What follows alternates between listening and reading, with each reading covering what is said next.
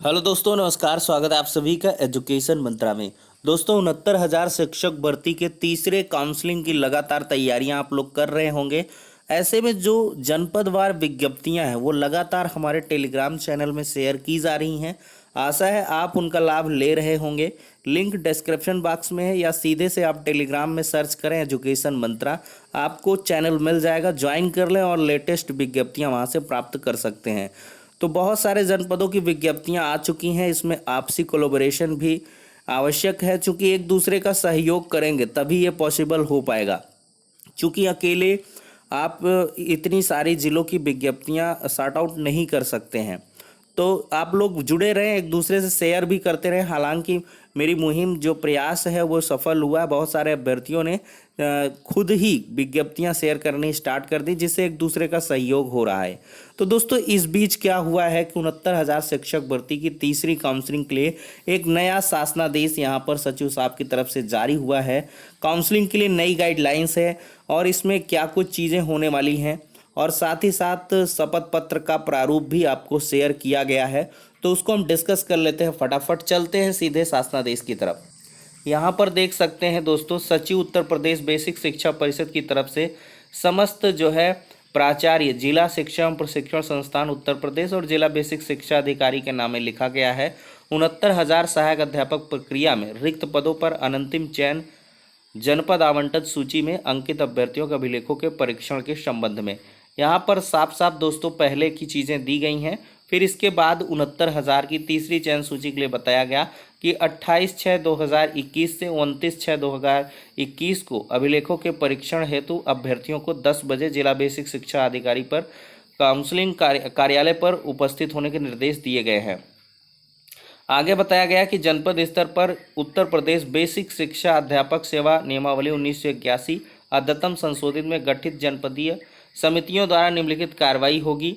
अभिलेखों का परीक्षण कराया जाना है और फिर इसके बाद दोस्तों परिषद द्वारा एनआईसी से प्राप्त जनपदवार श्रेणीवार चयन जनपद आवंटन सूची से अभिलेखों के परीक्षण हेतु उपस्थित होने वाले अभ्यर्थियों के नाम, रजिस्ट्रेशन नंबर, पिता का नाम, इन सबसे मिलान कर लेना है और तभी काउंसलिंग में यहाँ पे अभ्यर्थी को पार्टिसिपेट करवाना है।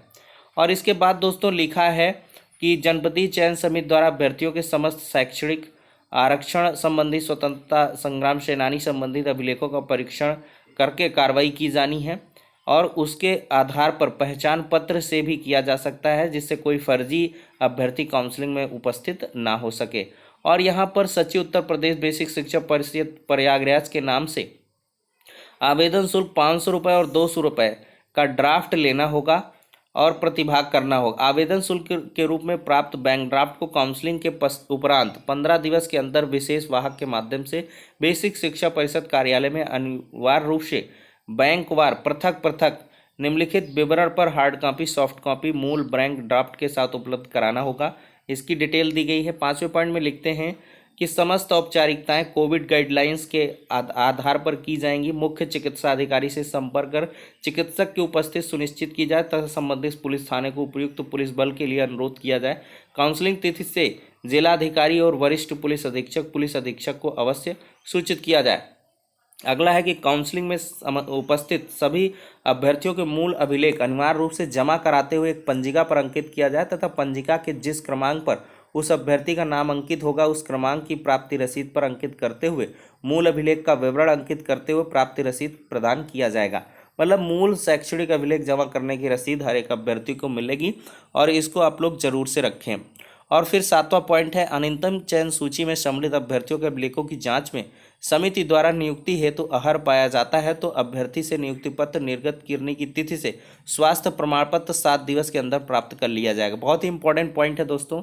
आप जो मेडिकल सर्टिफिकेट के लिए कह रहे थे, मेडिकल सर्टिफिकेट, तो ऐसे अभ्यर्थियों से नियुक्ति पत्र निर्गत करने की तिथि से 7 दिवस के अंदर, मान लिया आपका 30 यहाँ पे जून को नियुक्ति पत्र निर्गत होगा तो यहाँ पर 7 जुलाई के अंदर अंदर आपको क्या है, यहाँ पर अपना स्वास्थ्य प्रमाण पत्र प्रस्तुत कर देना है। अगला है, काउंसलिंग प्रक्रिया में अभ्यर्थियों के शैक्षिक व अन्य अभिलेखों की जांच करते हुए यह विशेष रूप से ध्यान दिया जाए कि वो निर्धारित शैक्षिक अर्हता एवं शिक्षा मित्र को उनके कार्यानुभव हेतु प्रदान किए गए 25 अंक भारांक या ज्ञात कर लिया जाए कि वह परिषदीय विद्यालय में कार्य करने की अवधि का आकलन इत्यादि की शर्तों को पूर्ण करते हैं तथा इनके द्वारा इस अवधि में शिक्षा मित्र के रूप में परिषदीय विद्यालय में कार्य किया गया है। इसके बाद 9वें पॉइंट पे लिखते हैं कि ऑनलाइन आवेदन में भरे गए एनआईसी द्वारा उपलब्ध कराई गई चयन और जनपद आवंटन की एक्सेल सूची में अंकित विवरण में विसंगतियां भिन्नता पाई जाती हैं तो ऐसे प्रकरण को सूचीबद्ध करते हुए इसमें प्रेषित किया जाना है। अगला लिखते हैं जनपदों से अभिलेखों में विसंगतियों के संबंध में प्रकरण संदर्भित किए गए थे पर शासनादेश और विभागीय निर्देश प्रकरणों को स्पष्ट करते हुए निर्गत किए गए जिसके अनुपालन में विसंगतियों के निराकरण किया जाएगा। मतलब जो पहले की शासनादेश महानिदेशक सर के हैं त्रुटि संशोधन वाले उसमें यहाँ पर फॉलो किया जाएगा। ठीक है, तो टेंशन ना लें, सबको नियुक्ति पत्र मिलेगा, बस वही फंसेंगे जिन्होंने कम पूर्णांक भर दिया है या ज़्यादा प्राप्तांक भरा है। अगला 11वां पॉइंट लिखते हैं कि ऐसे अभ्यर्थी जो समस्त अर्हताएं पूर्ण कर रहे हैं उनको सूचीबद्ध करते हुए उनको उनसे बैंक खाते का ब्यौरा प्राप्त कर सुरक्षित कर लिया जाए।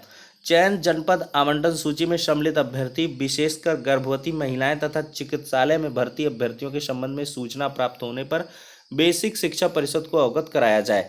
जनपदीय चयन समिति द्वारा अभिलेखों के परीक्षण उपरांत अहर अनहर अभ्यर्थियों की सूची बद्ध कर निर्धारित प्रारूप पर सूचना भी उपलब्ध करवानी है। 100 रुपये का नोटरी स्टाम्प भी ले लिया जाए। और देखिए पूर्व से यहाँ पे ये इम्पोर्टेंट पॉइंट है, सेवा योजित अभ्यर्थियों को अनापत्ति प्रमाण पत्र उपलब्ध कराना अनिवार्य है। इस संबंध में शासनादेश 4/12/2020 के बिंदु 5 में दिए गए निर्देशों का अनुपालन में कार्रवाई सुनिश्चित की जानी है। अगला पॉइंट है कि नियुक्ति पत्र निर्गत करने की तिथि पृथक से अवगत कराई जाएगी।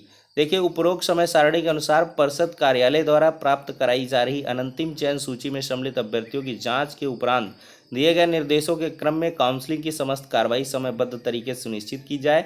समस्त कार्रवाई उत्तर प्रदेश ये 1981 सर्विस रूल के अकॉर्डिंग होगी। और जो है यहाँ पर नियुक्ति काउंसलिंग में प्रतिभाग करने के लिए अभ्यर्थियों को किसी प्रकार का मार्ग व्यय अन्य भत्ता नहीं दिया जाएगा। निष्पक्ष ढंग से काउंसलिंग प्रक्रिया करवाई जाए। और नियुक्ति पत्र के बारे में यहाँ पे 100 रुपये का नोटरी में आपको ये कॉमन है, सभी लोग इसको फटाफट कल बनवा लेंगे। पहले पॉइंट में आपका एड्रेस के बारे में है, पहला पॉइंट है मेरा 69,000 सहायक अध्यापक भर्ती प्रक्रिया के अंदर इस जनपद में सिलेक्शन हुआ है और मैं स्वयं इसको काउंसलिंग उपस्थित हूँ। मेरे द्वारा ये सब सारी चीज़ें हैं, ऑनलाइन समय प्रविष्टियाँ सही हैं और इसमें कई सारे पॉइंट इन्होंने नए ऐड कर दिए हैं, 7 पॉइंट कर दिया है। और इस तरह कार्यालय जिला बेसिक शिक्षा अधिकारी नियुक्ति आदेश देंगे।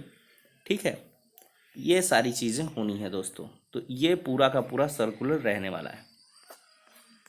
तो आशा है सारी चीज़ें दोस्तों इसमें स्पष्ट हो गई होंगी। ज़्यादा कुछ खास नहीं है, पहले जैसी सब चीज़ें हैं, बस थोड़ा सा शपथ पत्र का प्रारूप बदल गया है। तो इस प्रारूप पर अब एक कॉमन प्रारूप आ गया, इसी प्रारूप पर सभी लोगों को अपना जो है बनवा लेना है, उसी के आधार पर अपनी काउंसलिंग करवा लेनी है। ठीक है दोस्तों, और विज्ञप्तियां लगातार आपको जनपद वाइज जो है अवेलेबल करवाई जा रही हैं, वहां से आप लोग डाउनलोड कर सकते हैं। तो फिलहाल के लिए इतना ही, नेक्स्ट वीडियो में मिलते हैं।